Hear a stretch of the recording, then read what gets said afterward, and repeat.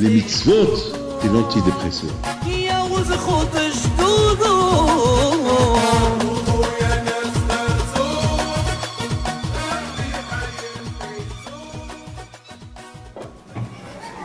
Torah Ishmat, Yaakov ben Phoebe, Yaakov ben Phoebe, Ishmat, Myriam bat Aisha. Maya bat Isha, Shti Ishmatam Began Eden. Vous savez, c'est la paracha de cette semaine, c'est la paracha de Eléa Devarim. Les paroles que Moshe Rabbeinu alav shalom, il a enseigné au Bnei Israël avant sa mort. Il faut savoir une chose, que toujours il y a ce qu'on appelle un testament. Donc c'est quelqu'un qui se monde, il écrit un testament. J'ai vu quelqu'un aujourd'hui qui me dit que chaque 15 jours, il prépare un testament pour ses enfants. Chaque 15 jours. Et je lui dis pourquoi chaque 15 jours? Il me dit, entre-temps, tout le temps, il y a de nouvelles choses et parfois j'ai de nouvelles idées, des conseils que je donne à mes enfants. Et je commence à réfléchir à Moshe Rabbeinu. J'ai dit, regarde, Moshe Rabbeinu alav shalom, le testament qu'il a fait au Bnei Israël, ce n'était pas un testament qu'il a changé chaque 15 jours, un testament à vie, pour toutes les générations. C'est la Torah. La Torah, c'est ce qu'on a dit, la Torah, c'est ça le testament que Moshe Rabbeinu a. C'est quoi le testament que Moshe Rabbeinu a laissé au Bnei Israël? Il leur a répété toute la Torah. Il a dit, vous voulez, Torah Tziva lanu Moshe, ou Racha Kilat Yaakov. Tziva, du verbe tzivui. Tzivui, ça veut dire tzav. Tzav, c'est une mitzvah. C'est-à-dire, Moshe Rabbeinu, il a répété toutes les mitzvot qu'il a écoutées de HaKadosh Baruch Hu. Il les a répétées, Eléa Devarim. Il les a répétées au Bnei Israël. Il leur a dit, voilà mon testament pour vous. C'est-à-dire que finalement, regardez la différence entre un testament et un testament. Un testament d'un être humain, il change, les clauses changent. Il y a quelqu'un qui a déshérité ses enfants. Il a tout donné à quelqu'un incognito de la famille. Incognito de la famille. Quelle est la raison? Parce qu'il s'est rendu compte que ses enfants l'ont trahi. Il a dit, vous m'avez trahi, je ne vois pas pourquoi je vais vous laisser mon argent. Il les a donnés à l'autre. Ça, un être humain peut faire comme ça. Un être humain peut toujours changer son testament. Mais le testament de la Torah, il est inchangeable. Il est intouchable. Personne ne peut. Eléa Devarim, c'est ça les paroles. C'est ça les paroles. Et ces paroles, ils vont rester comme ça. À vie. Rien. Personne ne pourra venir nous dire un jour, changer cette mitzvah. Personne. On peut tout changer, sauf une mitzvah. Sauf si Hachamim, ils ont des raisons. Lorsqu'il y a Pikuach Nefesh, par exemple, pour sauver quelqu'un, on va profaner les Shabbat. Ça, oui. Vous savez,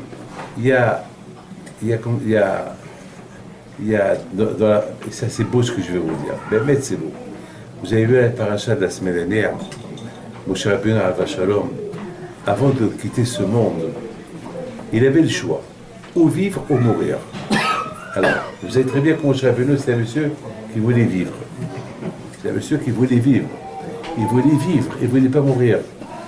Il a pris 515 filotes pour ne pas qu'il meure. Il voulait vivre. C'est pas parce qu'il voulait vivre, parce qu'il voulait s'éclater, il voulait en profiter. Non, il voulait vivre pour faire les mitzvot. Finalement, les mitzvot, d'autres mondes, il n'y a pas de mitzvot. D'autres mondes, c'est Olam HaEmet. Ce monde-là, il s'appelle Olam HaSheker. Le monde du Yetzirah, le monde du mensonge. Votre papa alav shalom, M. Fergon alav shalom, il est parti à Olam HaEmet. Alors, écoutez bien ce que je vais vous dire. Dans le monde de la vérité, il n'y a pas de mitzvot. Pourquoi il n'y a pas de mitzvot dans le monde de la vérité? Quelle est la raison pour qu'il n'y ait pas de mitzvot dans le monde? Parce que là-bas, c'est tellement émet, c'est tellement vrai, parce que les mitzvot, ils te protègent pour ne pas fauter. Mais étant donné que là-bas, il n'y a pas de faute, donc tu n'as pas besoin de mitzvot. C'est pour ça, c'est ce qu'il dit Dameler. Notre monde, on est libre des mitzvot. On est libre, parce qu'il n'y a pas de tzara, il n'y a rien du tout. Maintenant, Moshe Rabbeinu alav shalom, il ne voulait pas mourir. Pourquoi Moshe Rabbeinu ne voulait pas mourir? Il voulait vivre. Parce que Moshe Rabbeinu, par exemple, pourquoi il voulait vivre? Pour faire des mitzvot. Il sait que dans l'autre monde, il n'y a pas de mitzvot à faire. Il n'y a rien à faire. Donc pourquoi voulez-vous qu'il... Enfin, il a tout fait pour ne pas mourir. Mais ce qui est incroyable, que Akadosh Baruch Hu, il a donné un choix. Il a dit, voilà, Moshe, il y a la guerre contre les Midianim. Tu fais la guerre contre les Midianim, tu vas mourir. Mais si tu ne fais pas la guerre, tu vas vivre. C'est-à-dire, tu as le choix. Ou fais la guerre, et tu vas mourir. Ou ne fais pas la guerre et tu peux vivre autant que tu veux. C'est écrit, Tsoro et Midianim, et Har te asef l'amecha. C'est-à-dire que tu as le choix. Qu'est-ce qu'il fait Moshe Rabbeinu? Il a le choix, oui. Ah, maintenant, un homme comme Moshe Rabbeinu qui a le choix, un homme comme Moshe Rabbeinu qui aime vivre, qu'est-ce qu'il va faire? Qu'est-ce qu'il va dire? Il va dire, bon, j'ai le temps, je vais rester un peu, je vais en profiter un peu, je vais rester vivant pour enseigner la Torah. Et en plus, Moshe Rabbeinu, ne croyez pas que Moshe Rabbeinu voulait vivre pour se reposer. Le vrai repos, c'est l'autre monde. Ben, mais mettez ça dans la tête. C'est pour ça qu'on dit, sur le mort, c'est Menuhato Kavod. C'est Nishmato Tserora B'Srahaim. Mais le vrai repos, c'est là-haut. Ici, Wallo. Ici, l'Adab. Dans ce monde-là, il n'y a que l'Adab. L'Adab en arabe, ça veut dire, il n'y a que la souffrance. Mais je veux dire, il n'y en a pas hors de nord. Où les maladies, où la vieillesse, où la parnassa, où les enfants, où la malkhriha, la femme méchante, où la belle-mère, où ça, il y a toujours, ou bien moi-même je suis méchant. Un monde, il y a toujours des baillots. Adam, il dit souvent, Adam les Amal Yunad. Il n'y a que des souffrances. Il n'y a pas bémet, il n'y a pas. Et même les voyages, les souffrances, il faut courir, la parnassa, et même. C'est que des souffrances. L'autre monde, il n'y a pas de souffrance. Ah, pourquoi Moshe Rabbeinu voulait vivre alors? Si dans l'autre monde, il n'y a que le repos, et dans ce monde, il n'y a que des souffrances, alors c'est lui qui parle. Non. Moshe Rabbeinu, il a compris une chose. Et la chose qu'il a compris, Moshe Rabbeinu, que... Oh. Allô?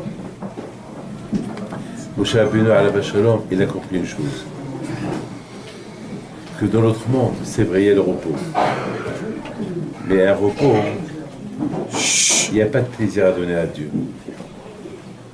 Dans ce monde-là, on fait plaisir à Akadosh Baruch Hu. Dans ce monde-là, on montre à Akadosh qui on aime, ou lui ou l'argent. On montre à Akadosh qu'est-ce qu'on aime, ou lui ou ma femme, ou lui ou le manger. Voilà, je veux manger, je fais une bracha. J'ai faim et je veux boire, je fais une bracha. C'est-à-dire que je donne priorité à Akadosh Baruch Hu. Dans notre monde, il n'y a pas de priorité. Dans notre monde, il n'y a pas de Sahara. Il y a le Emet.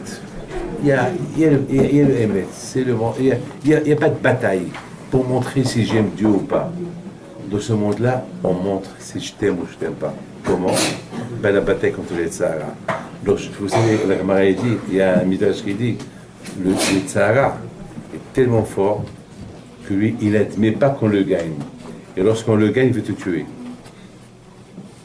Il veut te tuer, Mamash, il veut te tuer. Il veut te tuer. Le lait Hachem Ozerlo et le Erkolo. Et parfois le Sahara, il n'admet pas tellement que comment tu ne peux pas, il veut encore essayer par tous les moyens de faire encore plus de dégâts.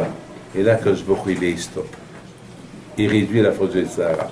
Donc ce monde-là, c'est le monde où je gagne ou je perds. L'autre monde, il n'y a pas où tu gagnes ou tu perds. Là-bas, tu vis. Elead Devarim Hachid Dibe Moshe. C'est la raison pourquoi Moshe Rabbeinu a dit il avait un choix, vivre ou mourir. Il s'est dit vivre dans ce monde-là pour servir à Akadosh Baruch Hu, c'est mieux de mourir et aller. C'est pour ça qu'il a prié. Mais alors, Akadosh Baruch Hu lui a dit Moshe, fais la guerre contre les Midianim. Écoutez, j'ose écouter ça. Fais la guerre contre les Midianim. Vous savez ce qu'a compris Moshe? Ça, c'est un tzivouï. Ça, c'est un ordre. Pourquoi je vais laisser cet ordre-là pour plus tard? On dit Zrizi Makdimim HaMitzvot. il y a une mitzvah à faire, il faut la faire tout de suite. Moshe qu'il adore vivre, Moshe qui sait que mourir maintenant, il ne va rien gagner parce que là-haut, il n'y a plus de mitzvot à faire. Le corps, c'est mieux qu'il vit. Mais il a dit, mais il y a une mitzvah ici à faire. Hachem m'a dit de faire la guerre. Comment je vais montrer les juifs? Je leur dis, allez, ça y est, c'est ma mitzvot, allez, les juifs, lorsqu'il y a une mitzvah à faire, il faut la faire vite. Et moi, ils vont voir que je suis en train de décider cette mitzvah-là. Alors, c'est pas naédoré Shem Kayem. Il faut être naédoré Shem Kayem. Lorsque tu fais une daracha, Rabota, il faut faire ceci, cela. Alors, tu auras le Rav qui est en train de le dire. À toi de donner l'exemple. Mais étant donné que Moshe Rabbeinu est un homme exemplaire, il ne peut pas dire aux Juifs, allez, lorsqu'il y a une mitzvah qui arrive chez vous, il faut la faire vite. Et lui, il y a une mitzvah qui est arrivée entre ses mains. Et Hachem lui a dit, fais la guerre contre les Midianim, il va la retarder. C'est impossible. C'est la raison pourquoi Moshe Rabbeinu, celui qui aimait tellement vivre, il s'est dit, pour cette mitzvah de Akadosh Baruch Hu, je ne vais pas le lâcher. Même qu'il va me coûter cher, même qu'en la faisant, je vais mourir, et là-haut, il n'y a plus de mitzvot à faire, et c'est pas grave. La bouteille, on nous sent la bouteille, cette paracha toujours, elle tombe la semaine de Av, aujourd'hui c'est Rosh Chodesh, Av, et toujours cette paracha de Eliad Devarim, elle tombe toujours à la période de Shah B'Av, et je termine, Eliad Devarim, voici les paroles. Le Beit HaMikdash a été détruit à cause de voici les paroles. Parce que Alma Harba Yerushalayim, pourquoi Yerushalayim a été détruite? Parce qu'on n'a pas respecté la Torah. On n'a pas donné kavod à la Torah. On a donné des priorités. Priorité à ceci, priorité à cela, priorité à cela. Et parce qu'on a donné des priorités à autre chose avant la Torah, donc le Beit HaMikdash a été détruit. Et c'est la raison pour laquelle Moshe Rabbeinu a dit elle est, je pointe, c'est ça les paroles, c'est ça. Vous voyez ce qu'il y a ici, un gâteau. Ça, c'est le gâteau. Elle est Advarim. Voici les paroles. C'est-à-dire que c'est ces paroles-là qui vont vous... C'est ces paroles-là à qui il faut donner priorité. Ouais. Il leur montre, voilà.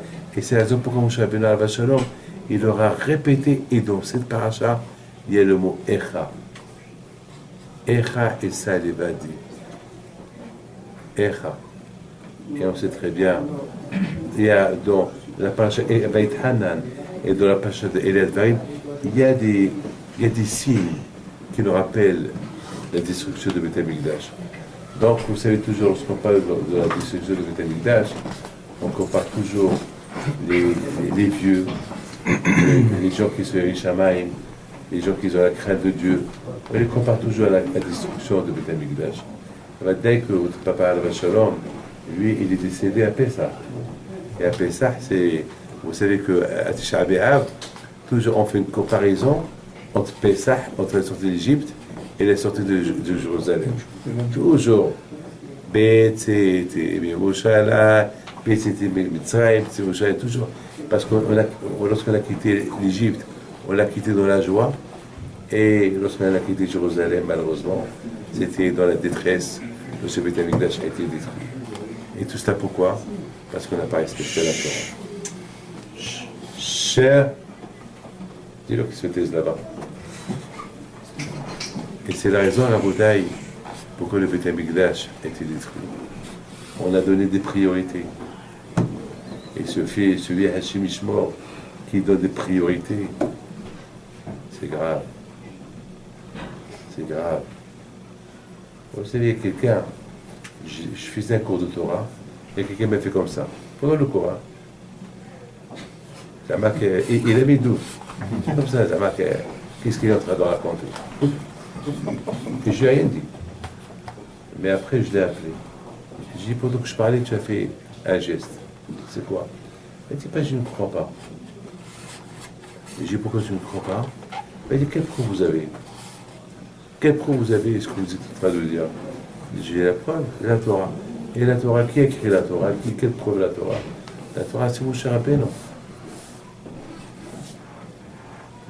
Alors, j'ai dit Moshe Rabbeinu, mais c'est comme ça. Je pense que le bon Dieu ne va pas te punir, parce que tu ne sais pas. Mais le bon Dieu ne peut pas te punir parce que tu ne sais pas.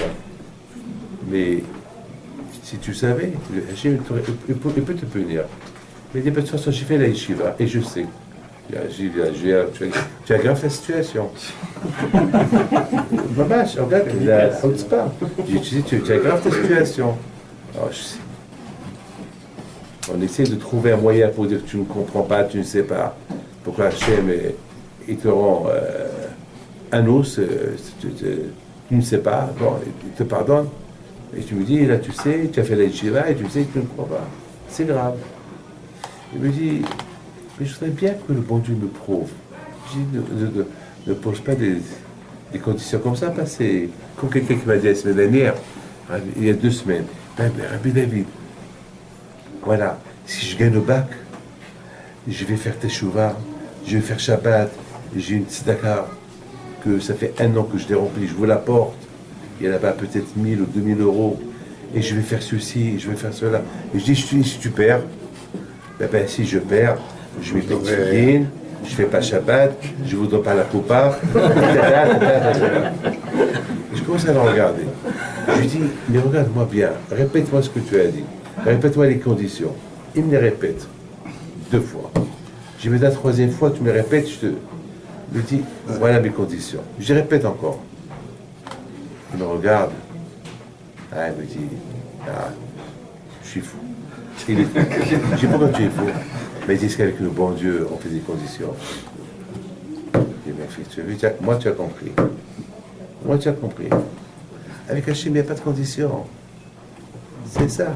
Si déjà le fait que tu dis, je vais mettre une filine, c'est que tu crois déjà. Pourquoi c'est ça le tzara? Le tzara, il est fort. C'est pour ça que mon chapelet dit, elle est advarim.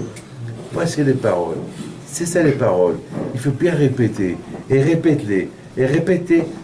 Écoutez, lorsqu'on a fait connaissance d'autres femmes, au départ, dès qu'on l'a vu, ou on a eu un coup de foudre et on est tombé amoureux, ou bien après 2, 3, 4, 5 fois, et on est tombé amoureux. Comme ça. Ben, Raboté, il faut savoir une chose. Et après, une fois qu'on est marié, eh ben, on devient un corps. Après, les enfants, on les partage. Après, c'est fini. Comme Zichron à ton père, je dis, Badé, ta maman, comment ils s'adoraient, comment ils s'aimaient. C'était comme mon père et ma mère. C'est Bémet, c'est l'amour sincère. Jamais mon père l'appelait ma mère par son nom. Je l'appelais Mareibes, avec un nom respectueux, tellement qui respectait ma mère. C'est de la folie qu'on l'a respecté. Eh bien, mes amis, ben, c'est comme ça avec la Torah. La Torah, au départ, elle nous semble un peu dure, lourde, un fardeau. Mais au départ, dès qu'on fait sa connaissance, encore. Mais il faut s'habituer. Une fois qu'on s'habitue, vous savez quoi? Sur ça, David Améler, il dit Ta'amo Oktov Hashem. Et avec beaucoup de fois, ben, je termine avec ça. Beaucoup de fois, il y a des jeunes qui, lorsqu'ils font connaissance avec une fille, ils disent non. Moi, je lui dis, il ne faut pas dire non. Donnez-vous une chance, encore une fois, 2 fois, 3 fois, vous allez voir. Donner des chances. Il faut donner une chance, il faut goûter. La Torah aussi, c'est pareil. C'est ce que David Moshe avait dit. Elle est à Devarim. Voici les paroles. Je sais qu'elles sont dures, mais il n'y a que ça. Vous n'avez pas le choix. Écoutez-moi, on n'a pas le choix. On n'a que ça. Elle est à Devarim. Il n'y a que ça. Et lorsque Hachem Yishmor, on essaie de trouver autre chose que ça, eh bien, Hachem Yishmor, voilà, le Beth Amikdash a été détruit. Et c'est la raison pourquoi ces périodes-là de vacances, ces périodes de chaleur, il faut qu'on se renforce dans la Torah et dans les Hachamaïm.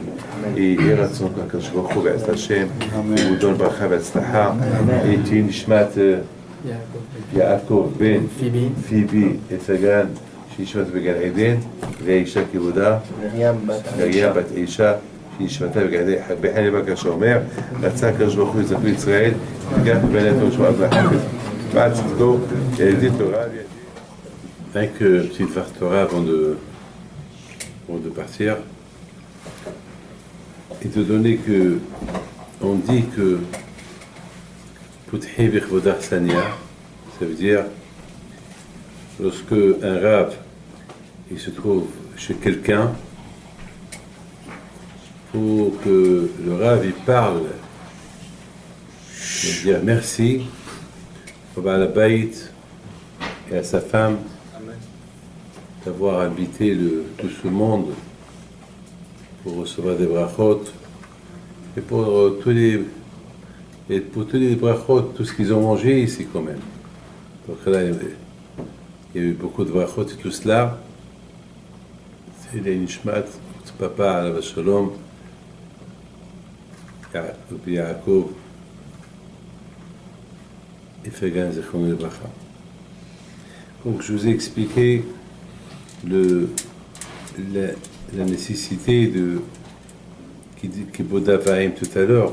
J'étais un peu choqué, très choqué, d'entendre de chez quelqu'un que son fils, il lui a volé toute sa parnassa. Et j'ai rien compris. J'ai rien compris comment un fils, il peut mettre son père dans un état aussi, le rendre appauvrir son père, le rendre pauvre. Et j'ai eu de la peine pour le père. Baruch Hashem, chez vous, c'est le contraire. Chez vous, il y a le respect des parents, le respect du père, le respect de la mère, et vous êtes prêt à donner encore plus et plus et plus pour vos parents. Ashrechem. Et c'est ça le kavod que j'ai à vous dire. On voit dans la paracha de Kiddushim, là-bas c'est écrit que Akadosh Baruch Hu nous demande d'être kadosh, d'être saint, et après la Torah elle dit Et aviv et imo terao, il faut respecter ton père et ta mère, il faut avoir peur d'eux, et respecter mes Shabbatot. Et la question, elle est immense et grande. Quel est le lien entre le père, le respect du père et de la mère, et le Shabbat? Alors, ce que déjà Hachamim ils disent que la Torah, elle veut qu'on respecte le père et la mère. Mais lorsqu'il s'agit du Shabbat, si le père et la mère ils disent ne respectent pas Shabbat, eh bien, je t'invite à venir avec moi faire de la pêche le Shabbat, on n'écoute pas. C'est-à-dire que le père, le fils, il est obligé d'écouter son père et sa mère, c'est la Torah qui le dit, mais lorsque le père ou la mère, ils disent à leur fils quelque chose qui est contre la Torah, ils ne sont pas obligés d'écouter. Bon, chez vous, c'est le contraire. Chez vous, on voit toujours, c'est votre père et votre mère qui vous disent, qui s'annulent devant Hakadosh Baruch Hu. Le contraire, leur joie est que vous avez l'aïmona à Hakadosh Baruch Hu. Mais ce qui est impressionnant, ce qui est incroyable, c'est pourquoi la Torah elle a collé le Shabbat avec le respect du père et la mère. C'est vrai, et moi je suis pas bête. Moi je suis pas bête quand même. Vous savez que Adam Arishon, lorsqu'il a dit à Adam Arishon, pourquoi tu as fauté, pourquoi tu as mangé l'arbre interdite, il a dit, eh ben, la femme que tu m'as donnée, c'est elle qui m'a poussé. Alors quand je lui ai dit, divrei arabe, divrei tamid, divrei bishomaim, il a dit, quand je vous attends, il y a le rabbin qui nous dit une chose, il y a l'élève qui te dit une chose, à qui tu écoutes, le rabbin ou l'élève? Il a dit le rabbin. Il a dit, quand je lui ai dit, moi je suis le rabbin. Moi je lui ai dit, il ne faut pas manger. Et le hin, et ta femme, c'est l'élève, et t'a dit de manger. À qui tu écoutes? Tu écoutes à moi, pas Bémet. Là aussi, on sait qu'il faut respecter ton père et ta mère.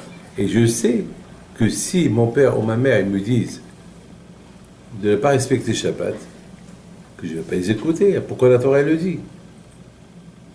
Parce que mon père et ma mère, c'est les élèves, et le Shabbat, c'est Akadosh Baruch Hu. C'est tout à fait normal, et c'est logique que lorsque mon père et ma mère me disent de ne pas respecter Shabbat, bien sûr que je ne vais pas les écouter. Alors pourquoi la Torah, elle colle le père et la mère à côté du respect de Shabbat? C'est quelque chose qui est évident. Il y avait un rave qui s'appelle Bishmael. Et regardez-moi ces bougies-là que vous voyez ici. C'est écrit qu'on n'a pas le droit de Shabbat d'étudier la Torah à côté des bougies. C'est écrit, c'est péché. Pourquoi? Shemeyaté. De peur que, pendant qu'on étudie, j'ai oublié, et puis je vais rapprocher la bougie à côté de Rabbi Ishmael. Il a dit non, on peut étudier la Torah à côté de la bougie, le Shabbat. Et un jour, Rabbi Ishmael était en train d'étudier, et pendant l'étude, il n'a pas bien vu une lettre, il prend la bougie pour voir la lettre. Après, il s'est rendu compte, il dit aïe, aïe, aïe, aïe, aïe, aïe. Et Hachamim, ils ont dit, il ne faut pas faire ceci. Et moi, j'ai dit, on peut étudier à côté de la bougie. Et Hachamim, ils ont dit, il ne faut pas étudier à côté de la bougie parce que de peur. Et voilà, j'ai touché. Alors, il a pris un stylo et un papier. Il a écrit que lorsque Mashiach il va venir, j'apporte un korban. Vous savez, c'est Akadosh Baruch Hu, regardez comment il est super Akadosh Baruch Hu. Au lieu qu'Akadosh Baruch Hu, il nous parle combien on doit avoir peur de lui, combien on doit le respecter, l'Akadosh Baruch Hu nous parle, respecte ton père et ta mère, respecte ton ennemi, fais du bien à ton ennemi, aime ton prochain comme toi. En général, un roi, il demande qu'on le respecte. Un roi, il demande que son kavod. Là, Akadosh Baruch Hu, qui est le roi des rois, il demande qu'on fait le kavod aux autres. Où vous avez vu ça? Où vous avez vu ça? C'est incroyable. On ne peut pas imaginer ça. Akadosh Baruch Hu, mes amis, justement, l'homme, écoutez bien ce que je vais vous dire, l'homme que Dieu préserve risque d'arriver à se tromper. Lorsque l'homme, il voit combien Akadosh Baruch Hu, il est pour l'homme, et respecte ton ami, et respecte ton ennemi, et ne vole pas, et ne tue pas, et fait ceci. Akadosh Baruch Hu, peu dans la Torah, il parle de lui. Il parle que fais du bien à ton ami, et fais du hesed, et fais ceci, et fais cela, aime-le. L'homme, il peut arriver un jour à dire, bon, puis Akadosh Baruch Hu, il s'intéresse. Et en plus, Akadosh Baruch Hu, il insiste dans les 10 commandements, respecte ton père et ta mère. Ani Hashem. Respecte ton père et ta mère. Malheureusement, l'homme, il peut arriver un jour de dire, est-ce que ça, Akadosh Baruch Hu est tellement concerné par l'amour du prochain, l'amour du père. Alors, si un jour mon père me dit quelque chose qui contre Akadosh Baruch Hu, ben j'écoute mon père. Là, Akadosh Baruch Hu, il fait un point. Non. Je m'annule devant tout le monde. Mais si, c'est-à-dire, Akadosh Baruch Hu dit, moi, je m'annule devant tout le monde. Ça veut dire que si, vous savez qu'est-ce que la Gemara raconte? La Gemara raconte que Yeroboam ben Nevat, il était en train de faire un sacrifice à l'Avodah Zara. Il y a un prophète qui arrive. Et il a commencé à lui faire des reproches. Yeroboam ben Nevat, il a pris un couteau, il a voulu arracher la tête du prophète. Et sa main est devenue paralysée. Et la Gemara dit, Yeroboam ben Nevat, en train d'énerver Hachem, il fait des sacrifices à Avodah Zara, Akadosh Baruch Hu ne le punit pas. Mais dès qu'il a voulu punir, il a voulu faire du mal au prophète, Akadosh Baruch Hu l'a puni. C'est-à-dire qu'Akadosh Baruch Hu est plus concerné le bien qu'on se fait entre nous que le bien que nous on lui fait. La Gemara dit que les soldats de David Améler, ils allaient faire la guerre, ils vont mourir dans la guerre. Et les soldats de Ahav, un roi d'Israël, qu'il était Obed Avodah Zara, qui était idolâtre, lui, il va faire les guerres et il gagne les guerres. La Gemara dit comment? La Gemara elle répond, parce que les soldats de David Améler, il y avait des gens qui parlaient de la Shonara entre eux. Et les soldats de Ahav, le roi Ahav, même qui étaient Réchaïm, ils ne se parlaient pas de la Shonara, ils se respectaient. C'est quoi que je vois il te voit faire la Avodah Zara, il voit que tu te prostes devant l'idolâtrie, il ne te touche pas, tu fais de mal à ton ami, il te punit. Ah, maintenant, vous avez compris. Maintenant, respecte ton père, ta mère. Que Hachem, il veut que je respecte mon père et ma mère. Alors, si mon père et ma mère me disent de fumer le Shabbat, ben, je vais les écouter. Là, quand je redis non. Ton père et ta mère, ils passent avant moi. Mais aussi, il s'agit des mitzvot. Tu ne les écoutes pas. Alors, pourquoi je vous dis ça? Uniquement pour vous féliciter, famille Fergan, pour tout ce que vous faites pour votre papa Zichrono Livracha, le respect du papa. Vous respectez et votre père et Akadosh Baruch Hu. Alors, n'oubliez pas votre maman, n'oubliez pas votre sœur, et n'oubliez pas toute la famille, les amis qui sont proches à vos parents, d'être toujours proches d'eux. Et Bisrot Rabbi Pinto, que Hachem il fasse que dans cette maison-là, il y aura la bracha qui est ratson. Et Bisrot Rabbi Pinto, que Ba'atchem, Amen, Katan.